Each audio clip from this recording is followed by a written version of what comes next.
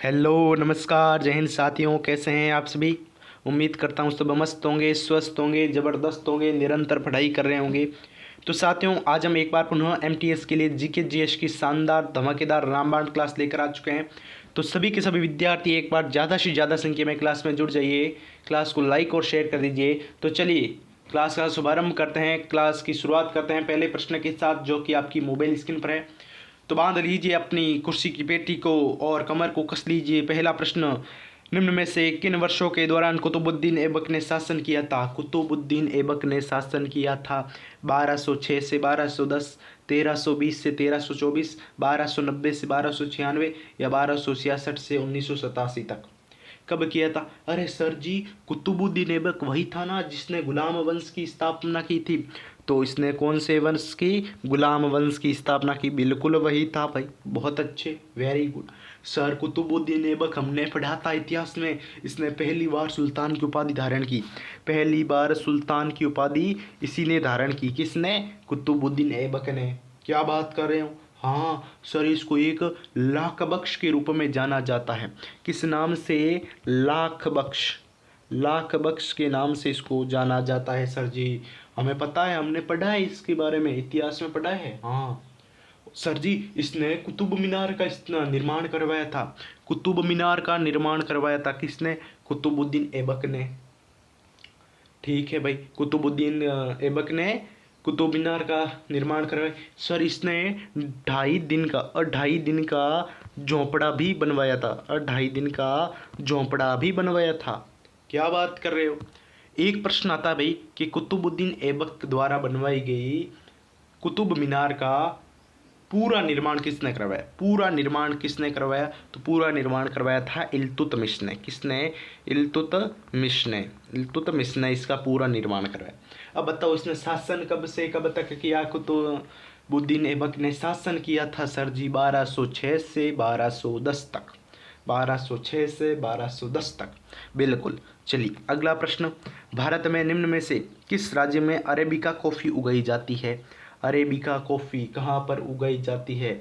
अगर मैं सब आपसे पूछूं कि भाई बताओ कि भारत का सबसे बड़ा कॉफ़ी उत्पादक राज्य कौन सा है, तो सब क्या बोलेंगे? मेरे साथ बोलो, कर्नाटक बोलेंगे, कर्नाटक।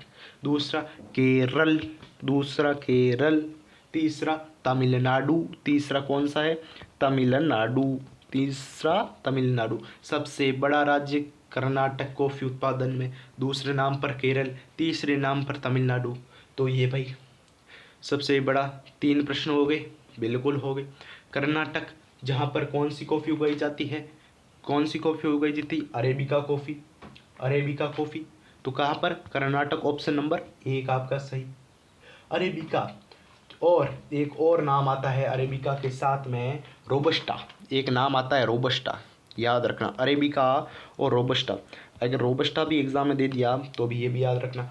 ये दोनों जो प्रजाति अरेबिका और रोबस्टा, ये दोनों भारत में सबसे प्रसिद्ध कॉफ़ी की प्रजाति है। ठीक है, चलिए भाई आगे बढ़ते हैं। के अनुसार राष्ट्रपति प्रत्येक वर्ष के पहले संसद सत्र की शुरुआत में एक साथ एकत्रित हुए संसद के दोनों सदनों के सदस्यों, दोनों सदनों को एक साथ संबोधित करेंगे। किस अनुच्छेद में कहा गया है भाई? किस अनुच्छेद में कहा गया है? अनुच्छेद 41(2)। अरे नहीं सर जी, इसमें तो ऐसा नहीं कहा है, क्योंकि हमने 41(2) में सर पढ़ा था कि आर्थिक समता और विकास की सीमाओं के जो भीतर राज्य के रोजगार के मामले आएंगे उनको इसमें शामिल किया जाएगा। ठीक है, तो ये तो नहीं होगा। अनुच्छेद 53, तो सर जी इसमें भी नहीं होगा, क्योंकि हमें याद है, हमने कल पढ़ा था कि संघ की कार्यपालिका शक्ति राष्ट्रपति में निहित होगी। संघ की कार्यपालिका शक्ति किस में निहित होगी? राष्ट्रपति में। और वो अनुच्छेद कौन सा है? अनुच्छेद 53 का। फिर अनुच्छेद 93। अरे सर जी, अनुच्छेद 93, इसमें तो लोकसभा का अध्यक्ष, उपाध्यक्ष, लोकसभा को यथाशीघ्र 2 सदस्यों को क्रमशः अध्यक्ष और उपाध्यक्ष के रूप में चुनेगी। लोकसभा 2 अध्यक्ष और उपाध्यक्ष को चुनेगी। तो वो सब इसमें अनुच्छेद 93। तो कौन सा? अनुच्छेद 87 का, अनुच्छेद 87 का इसमें कहा गया है। चलिए अगला प्रश्न, प्रो कबड्डी लीग की शुरुआत कब हुई? प्रो कबड्डी लीग की शुरुआत कब हुई बताओ, कब हुई भाई? प्रो कबड्डी लीग, पुरुषों की पेशेवर कबड्डी को प्रो कबड्डी लीग कहते हैं। तो इसकी शुरुआत हुई थी स्टार स्पोर्ट्स द्वारा। किसके द्वारा? स्टार स्पोर्ट्स के द्वारा। स्टार स्पोर्ट्स चैनल के द्वारा इसकी शुरुआत हुई थी। पहली बार इसको प्रकाशित किया गया था सन 2014 में। 2014 में प्रो कबड्डी लीग। एक बात याद रखना, इंपॉर्टेंट बात बता रहा हूँ, सब के सब अपनी कॉपी पेन लेकर बैठे हो, नोट डाउन करो कि प्रो कबड्डी लीग का 9वां सत्र, प्रो कबड्डी लीग का 9वां सत्र 7 अक्टूबर 2022 को हुआ। ठीक है, जिसमें बेंगलोर, पुणे, हैदराबाद ने मेज़बानी की थी और मुंबई में प्ले ऑफ मेज़बानी, मुंबई ने क्या की थी? प्ले ऑफ मेज़बानी। प्ले ऑफ मेज़बानी किसने की? सर जी मुंबई ने की थी। ठीक है भाई, मुंबई ने की थी। और जयपुर पिंक पैंथर्स ने पुनेरी पल्टन को हरा दिया। पुनेरी पल्टन को किसने हराया? जयपुर पिंक पैंथर्स ने हराया। ठीक है, चलिए अगला प्रश्न। निम्न में से कौन सा एक जंतु कोशिकाओं में नहीं पाया जाता? निम्न में से कौन सा एक जंतु कोशिकाओं में नहीं पाया जाता? इनमें से कौन सा नहीं पाया जाता है भाई, बताओ कौन सा नहीं पाया जाता है? कौन बताएगा सबसे पहले? सर जी कोशिका भित्ति नहीं पाई जाती। अपना आंसर कोशिका भित्ति। किस किसने बताया भाई, बताओ। क्रिकेट पिच के समान छोर पर स्टंप और पॉपिंग क्रीज के बीच दूरी कितनी है? कितनी दूरी है? 4 फीट 4 इंच। 4 feet 4 inch. तो बताओ कितनी है? कितनी है sir? 1.22 metre. 1.22 metre 4 feet 4 inch, दोनों में से कोई भी कर सकते हैं। ठीक है, चलिए। प्रमुख लिग्नाइट भंडार नेवेली में है। और नेवेली कहाँ पर है? नेवेली कहाँ पर है? राजस्थान, कर्नाटक, उत्तराखंड, तमिलनाडु। बताओ। ऐसे काम नहीं चलेगा भाई, चुपचाप बैठे रहने से काम नहीं चलेगा। बताओ बताओ कि सर जी तमिलनाडु में है। कहाँ पर है? तमिलनाडु में। को जनता के हाथों में शुद्ध है और वाणिज्यिक बैंक भंडार है, जिसे उच्च शक्तिशाली मुद्रा भी कहा जाता है। किसको? वंचित आरक्षित अनुपात को? नहीं। मौद्रिक आधार को? बिल्कुल। अतिरिक्त भंडार ये भी नहीं। मुद्रा गुणक। तो अपना आंसर क्या हो जाएगा? मौद्रिक आधार को मौद्रिक आधार जनता के हाथों में शुद्ध है और वाणिज्यिक बैंक भंडार है, जिसे उच्च शक्तिशाली मुद्रा भी कहते हैं। किसको? मौद्रिक आधार को। पृष्ठ से परावर्तन के पश्चात वापस आने वाली प्रकाश की किरण को क्या कहते हैं? वापस आएगी, वापस आ रही है प्रकाश की किरण, उसको कहेंगे परावर्तित किरण। परावर्तित किरण। वुड्स डिस्पेस किससे संबंधित है? वुड्स डिस्पेस। एक बात नोट डाउन करो, एक बात नोट डाउन करो कि वर्ष 1854 में लॉर्ड डलहौजी कौन थे? गवर्नर जनरल थे। लॉर्ड डलहौजी कौन थे? लॉर्ड डलहौजी 1854 में गवर्नर थे। ये भी प्रश्न आता है। चलो ये भी एक प्रश्न हो गया। वो उनको डिस्पेच भेजा गया, उनको डिस्पेच भेजा गया। Would dispatch. किसने? वुड डिस्पेच ने उनको डिस्पेच भेजा। वुड डिस्पेच ने ये सुझाव दिया कि जो प्राथमिक विद्यालय हैं वो अपनी स्थानीय भाषा को अपनाएंगे। ठीक है भाई, स्थानीय भाषा को अपनाएंगे। और प्रेक्षण के माध्यम से उन्होंने यह भी सुझाव दिया कि जो हाई स्कूल है वो आंग्ल क्षेत्रीय माध्यम और जो कॉलेज है वो शिक्षा के लिए अंग्रेजी माध्यम होना चाहिए। ठीक है, तो ये सभी किससे जुड़ी हुई है भैया? और ये सब किससे जुड़ी हुई है? शिक्षा, कॉलेज शिक्षा से, विद्यालय शिक्षा से। तो अपना आंसर क्या होगा? शिक्षा। एक यहाँ पर बात नोट डाउन करो एक और कि वुड डिस्पेच इसको भारत में अंग्रेजी शिक्षा का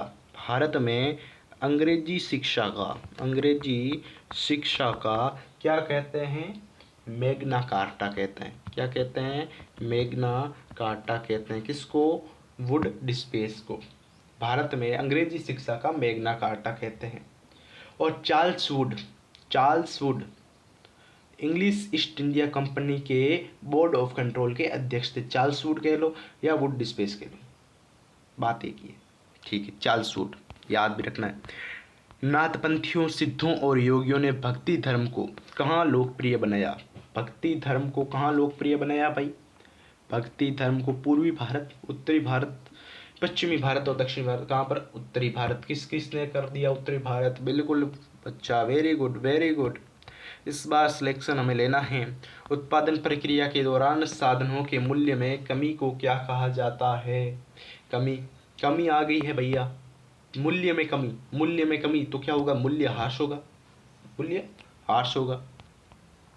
भारत में अक्टूबर नवंबर के दौरान सूर्य के दक्षिण की ओर स्पष्ट गति के साथ उत्तरी मैदान पर क्या कमजोर हो जाता है? मानसून गर्त कमजोर हो जाएगा, मानसून गर्त कमजोर होगा।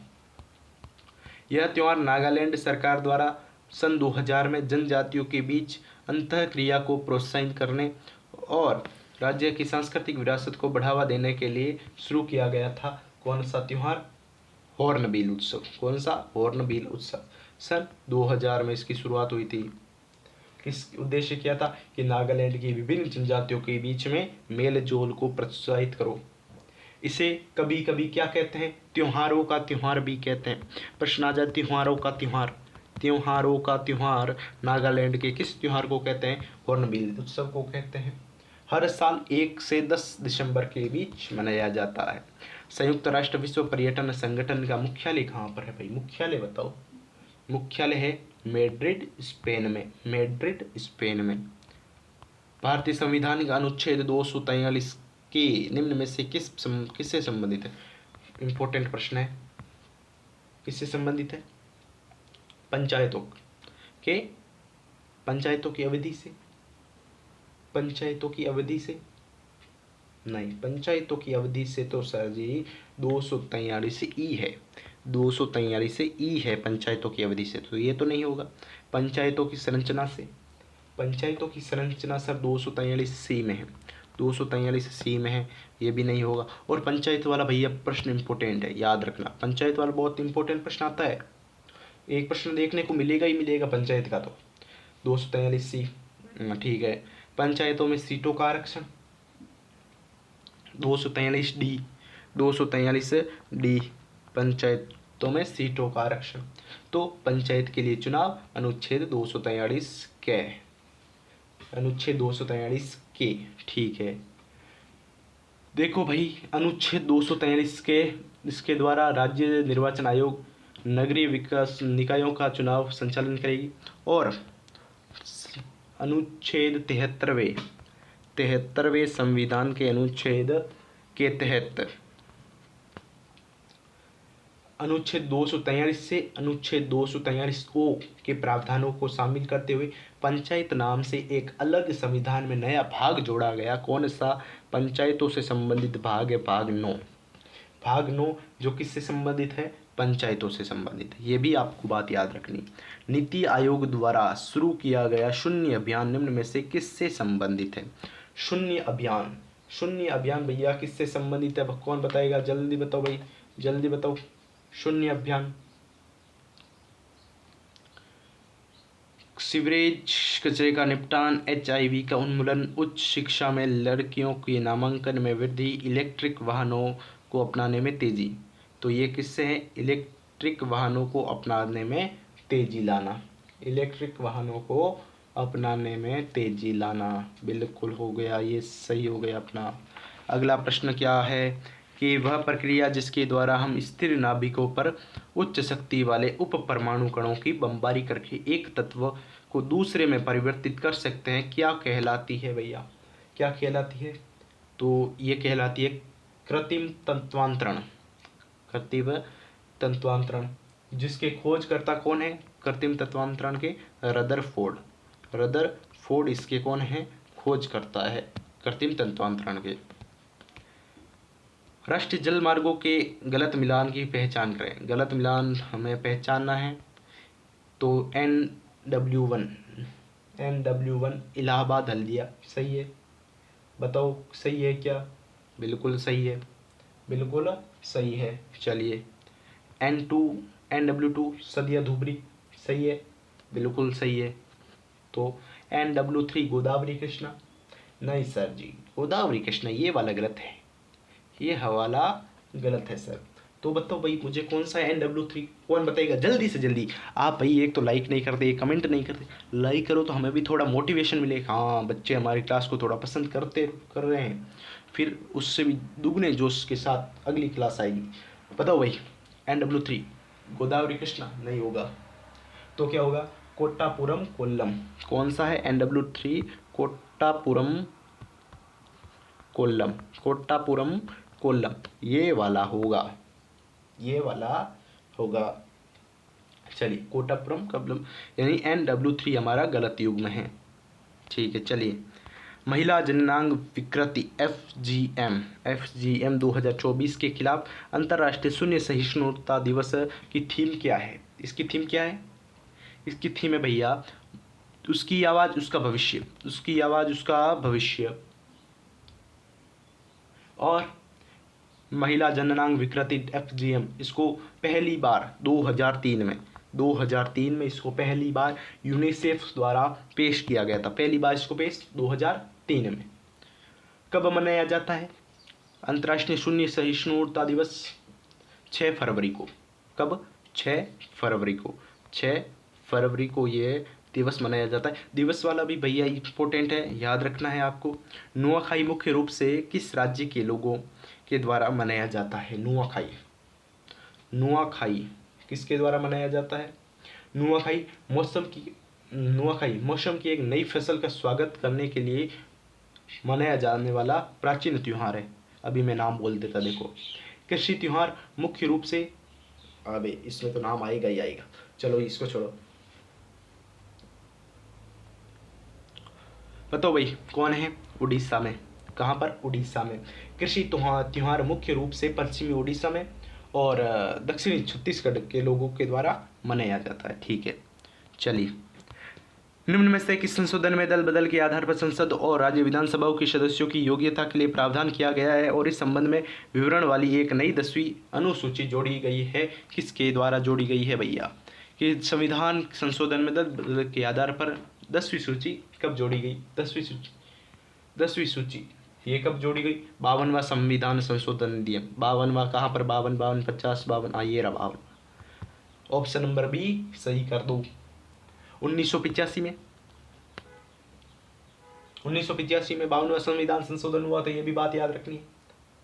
और इस संविधान संशोधन के द्वारा अनुच्छेद 101 से अनुच्छेद 101, अनुच्छेद 190 और अनुच्छेद 191 में परिवर्तन किया गया था। ठीक है चलिए आगे बढ़े। निम्न में से कौन सा अम्ल कार बैटरी में प्रयोग किया जाता है? कार बैटरी में प्रयोग किया जाता है वो है सल्फ्यूरिक अम्ल। सल्फ्यूरिक ये रहा सल्फ्यूरिक अम्ल बिल्कुल। चलिए आगे बढ़ते हैं। महासागरों में टैंकर, नौकाओं, पाइपलाइनों, ड्रिलिंग रिंग और भंडारण सुविधाओं से तेल के आकस्मिक रिसाव को कहते हैं? आकस्मिक रिसाव को कहते हैं ऑयल स्लीलेज, यानी तेल अधिप्लावन। अफवाह नहीं, हानि नहीं, अधिप्लावन बिल्कुल। ऑप्शन नंबर डी जिसका आ रहा है बिल्कुल सही आ रहा है। तो चलिए आज की क्लास में इतना ही, फिर मिलते हैं नेक्स्ट क्लास में। तब तक के लिए जय हिंद, जय भारत, धन्यवाद। और हाँ, रात को 9 बजे जुड़ना न भूलें हमारी कौन सी क्लास? बूस्टर सीरीज़ से नहीं जुड़ना भूलें। अगर ये क्लास आपने आज से लेकर अपने एग्ज़ाम तक देख ली तो पूरी गारंटी के साथ कहता हूँ 25 में से 20 प्रश्न इसी क्लास से देखने को मिलेंगे। 25 में से 20 प्रश्न तो इसी क्लास से आएंगे भैया। तो ये क्लास होगी आपके लिए रामबाण क्लास होने वाली है। चलिए फिर मिलते हैं कल रात ठीक 9 बजे। तब तक के लिए जय हिंद, जय भारत। और हाँ, तांडव सीरीज आ रही है बहुत जल्द, तो कितने तारीख से तांडव सीरीज को शुरू किया जाए उसके बारे में भी कमेंट बॉक्स में नीचे कमेंट में बता देना। चलिए जय हिंद, जय भारत, धन्यवाद, थैंक यू सो मच।